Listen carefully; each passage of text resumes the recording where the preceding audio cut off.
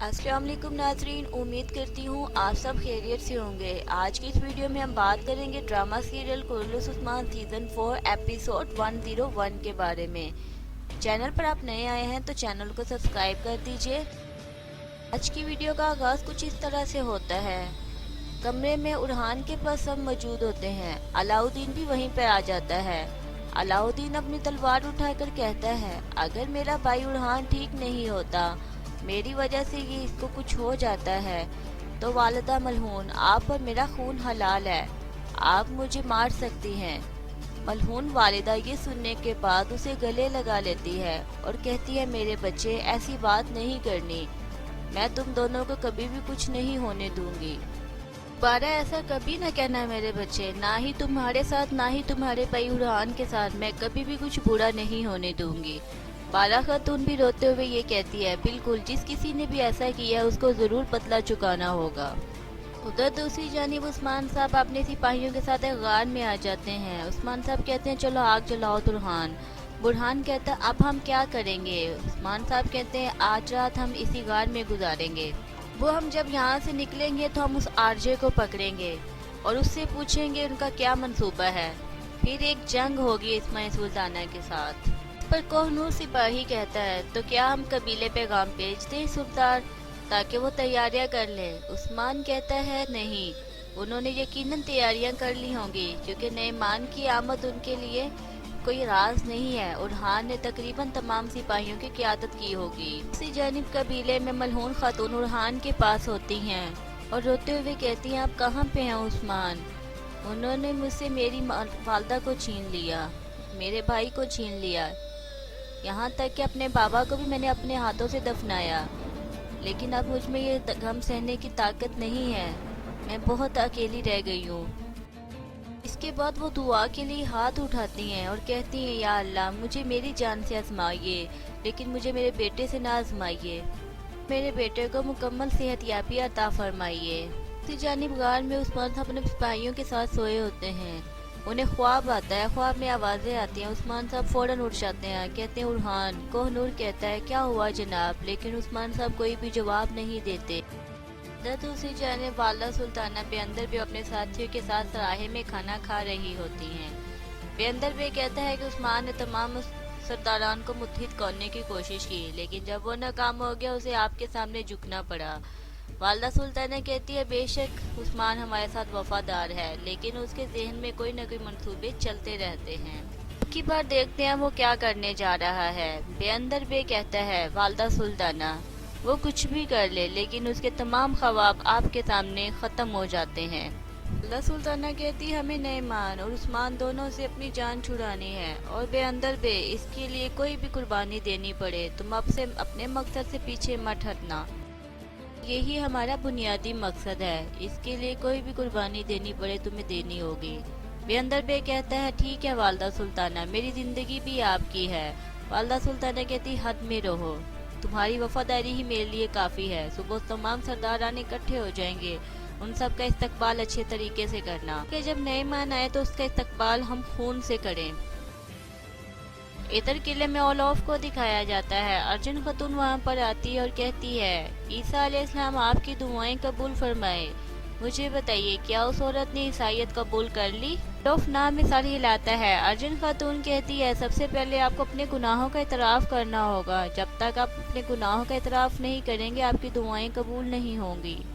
ओलॉफ कहता है, जैसा कि थॉलिक कहता है। अर्जुन खातून कहती है, नहीं, हमारा तरीका उनसे अलग है।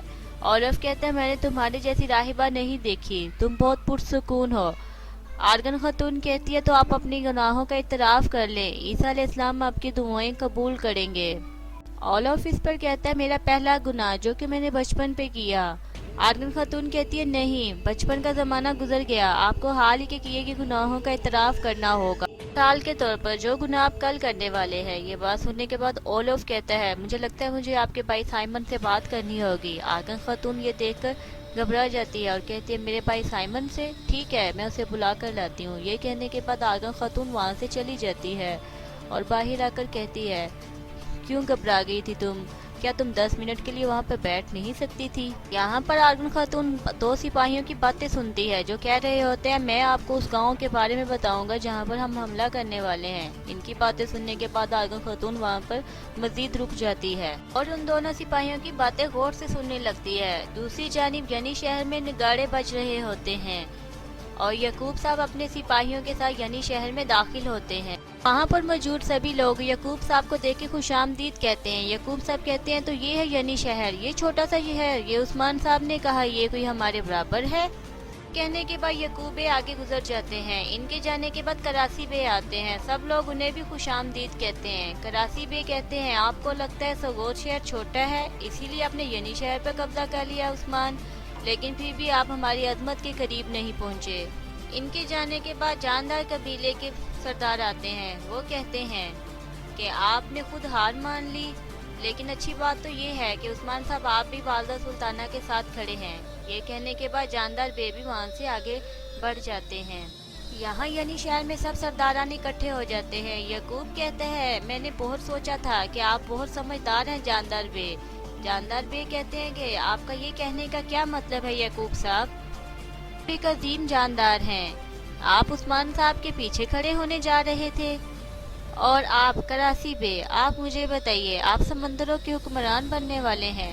आपको किस चीज़ ने चरवाहे के साथ खड़ा होने पर मजबूर कर दिया, बताइए मुझे। करासी बे ये सुनने के बाद कहते हैं कि हमारे पास माकूल जवाबात है, आप हमें बताइए कि आप वालिदा सुल्ताना के साथ क्यों खड़े हैं।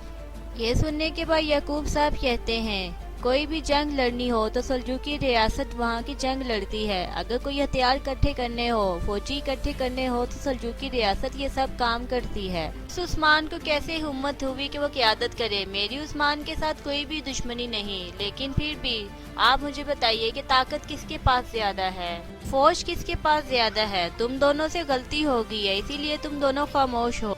सुनने के बाद वालदा सुल्ताना कहती है आप लोगों ने उस्मान साहब के साथ जंग करने का इत्तेहाद किया, इसी बात ने यकूब साहब को गुस्सा दिलाया है, लेकिन आप लोग बेफिक्र रहिए, मैं आप लोगों पे किसी भी किस्म का इल्जाम नहीं लगाऊंगी। आप सब जीते रहे। और फिर यकूब साहब से वो कहती है यकूब साहब ऐसे हालात में हमें सिर्फ दुश्मनों से ही दुश्मनी मोल लेनी चाहिए। सुनने के बाद यकूब साहब कहते हैं मैं जानदार बे और करासी बे को अपने छोटे भाइयों की तरह ही समझता हूँ। ये सुनने के बाद जानदार बे कहते हैं यकूब साहब आप हमेशा खुद को बड़ा ही समझते हैं, हो सकता है यही बात हमें उस्मान साहब की तरफ धकेल रही हो। आप मेहरबानी फरमाकर अपने तकब्बुर से छुटकारा हासिल करें। ये सुनने के बाद वालदा सुल्ताना कहती है सरदारान पुरसुकून हो जाएं, खामोश हो जाएं।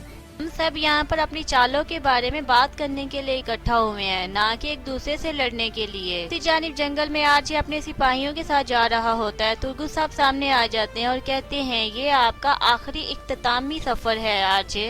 गुस्साब की बात सुनने के बाद आरजे और उसके सिपाही तलवार निकाल लेते हैं। आरजे कहता है जब मैं तुम्हारी जान लूंगा तुर्गुस तब पता चलेगा कि किसके रास्ते का आखिरी इख्तिताम है। इसके बाद वहाँ पर एक जंग छिड़ जाती है, वो आपस में लड़ना शुरू हो जाते हैं। थोड़ी देर के बाद तुर्गुस साहब के सिपाही आरजे के तमाम सिपाहियों को मार देते हैं और आरजे को जख्मी करके गिरा देते हैं। आरजे कहता है वालदा सुल्ताना तुम्हें नहीं छोड़ेगी, वो तुम्हें कत्ल कर देगी। तुर्गुस साहब गुस्से से उसका गिरेबान पकड़ लेते हैं और कहते हैं जब मैं तुम्हारा जहर उगलने वाला मुंह खुलवाऊंगा तो वालदा सुल्ताना कुछ नहीं कर पाएगी। मुझे हर चीज बताओगे आरजे, मुझे बताओ वालदा सुल्ताना ने ऐसा क्यों किया। वालदा सुल्ताना ने ऐसा इसलिए किया ताकि वो तमाम सरदारान को अपने साथ मुत्तहिद कर सके। तुर्गुस साहब पूछते हैं मुझे बताओ ऐना गोल उसको क्यों दिया।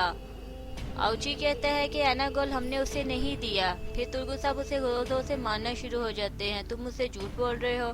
आरजे कहता है मैं आपसे झूठ नहीं बोल रहा, ऐना गोल ओलोफ ने खुद हासिल किया है।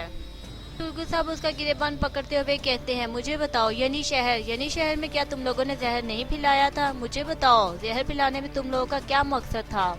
ये कहता है मुझे यहाँ से जाने दो, अगर मैंने कुछ भी यहाँ पे बताया तो मुझे वालदा सुल्ताना जिंदा नहीं छोड़ेगी। तुर्गुस साहब कहते हैं तो तुम्हें क्या लगता है हम तुम्हें यहाँ से जिंदा जाने देंगे। देर बातचीत करने के बाद आरजे मान जाता है कि हाँ ये सब कुछ हम ही ने किया था, वालदा सुल्ताना ने फरीक को हुक्म दिया था और फरीक ने ये जहर पिलाया था। तुर्गुस साहब पूछते हो कराची वालों का मसला, उसने तुम पे इल्जाम क्यों लगाया था, उसका मुझे बताओ, उसका क्या मकसद था। जी कहता है ऐसा इसलिए किया था ताकि पता चल जाए कि वालदा सुल्ताना तमाम गद्दारों को पकड़ के सजा देती हैं। तो नाज़रीन इसी के साथ आज की एपिसोड का इख्तिताम होता है। ہمارے چینل کو سبسکرائب کیجیے گا، کمنٹ ضرور کیجیے گا، اپنا اور اپنوں کا خیال رکھیے۔ اللہ حافظ۔